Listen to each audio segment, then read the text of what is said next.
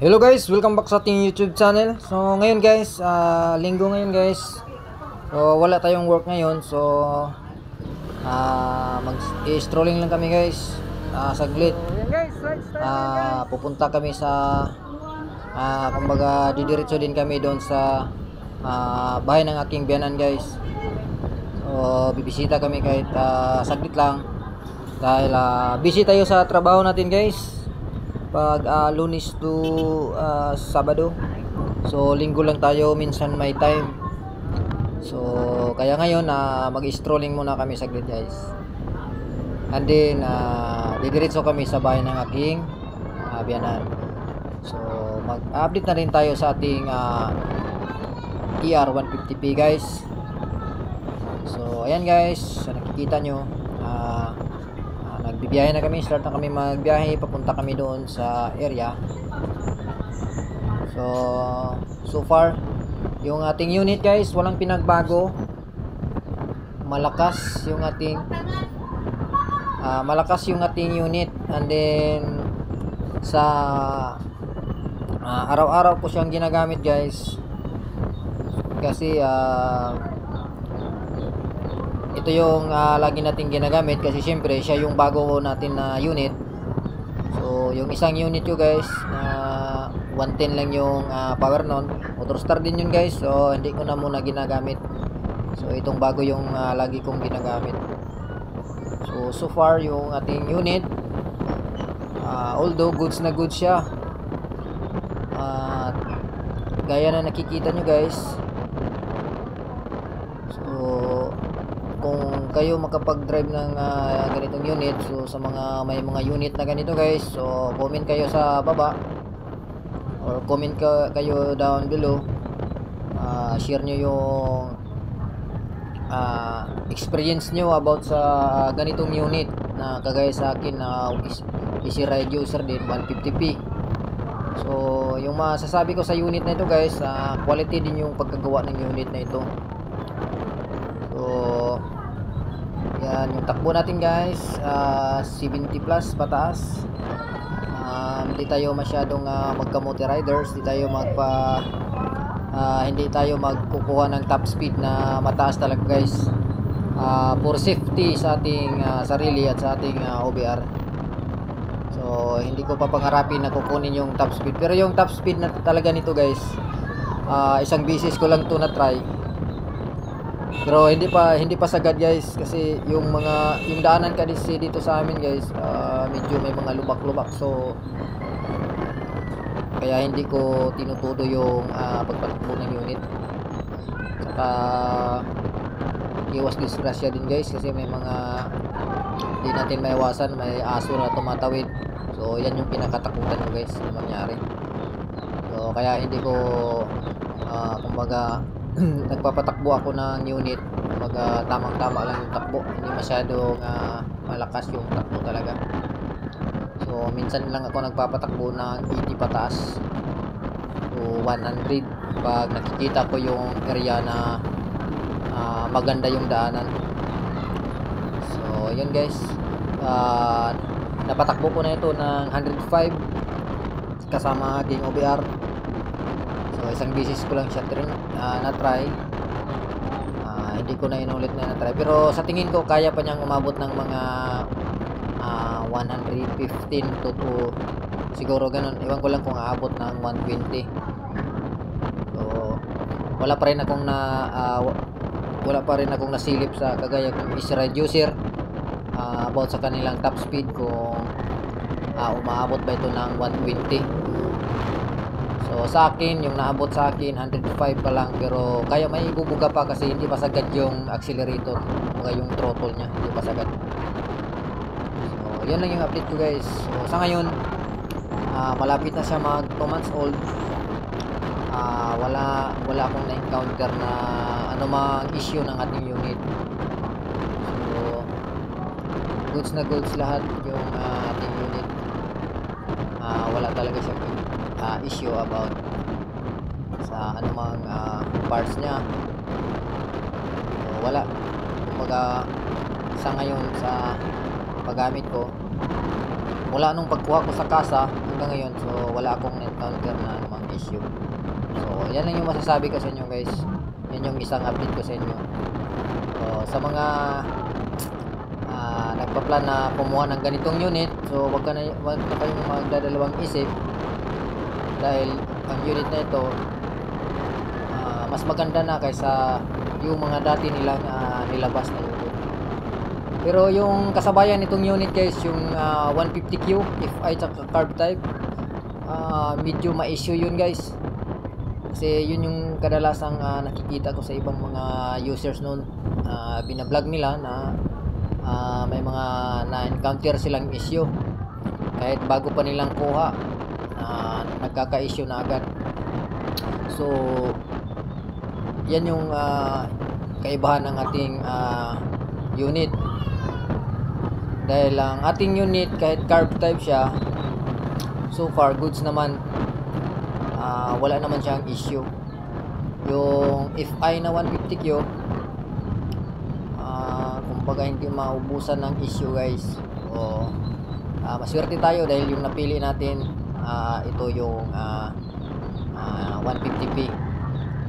So balita ko nandyan na sa Luzon yung Easy Ride 150p. So siguro malakas din yung binta nito doon sa Luzon, kasi para doon sa FI version, may problema or may mga issue na kumakalat, na totoo naman may mga issue talaga yung Easy Ride na 150Q, kasi mismo yung mechanic doon sa kasa nila sa Manila, binablog din niya si Aymado Vlogs. So binablog niya about sa mga issue ng 150Q na yun. So yung sa atin ER 150p ito guys. So sulit yung ganitong unit. So yun. And then guys, pa-support ng ating YouTube channel guys. Kung masilip nyo yung aking YouTube channel, please subscribe, like, share, and pahit ng notification bell para lagi po kayong updated kung mayroon tayong bagong mga uploads kagaya nito guys, para masubaybayan nyo yung aking YouTube channel guys, at masuportahan nyo rin yung aking nag-uumpisa pa lang na mag-grow na channel guys. At ako yung lubos na nagpapasalamat sa inyo, lalo na sa mga solid support subscribers natin dyan na sumusuporta at tumatangkilik sa ating munting video guys. Maraming salamat. So ayun guys, stay tuned lang guys, update tayo mamaya.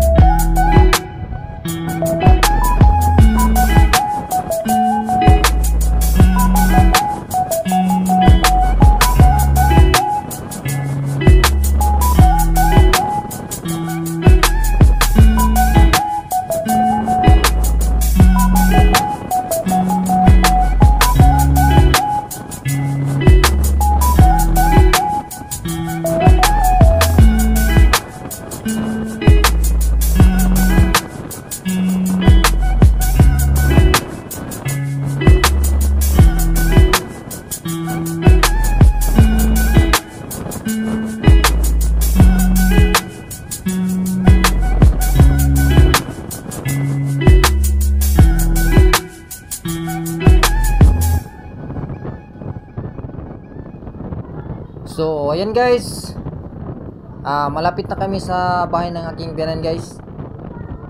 So dumadaan na tayo sa rough road, doon sa may kalagitnaan guys. Dyan yung bahay ng aking biyanan. So bibisita na rin kami kasi minsan lang kami may time guys. So ayan, malapit na tayo guys. Kunting kimbot na lang at darating na tayo. So ayan guys, ito na yun. So salamat sa Diyos at nakarating tayo na safety, walang aberya guys. So yan na yung update natin sa ating unit guys. Bye bye.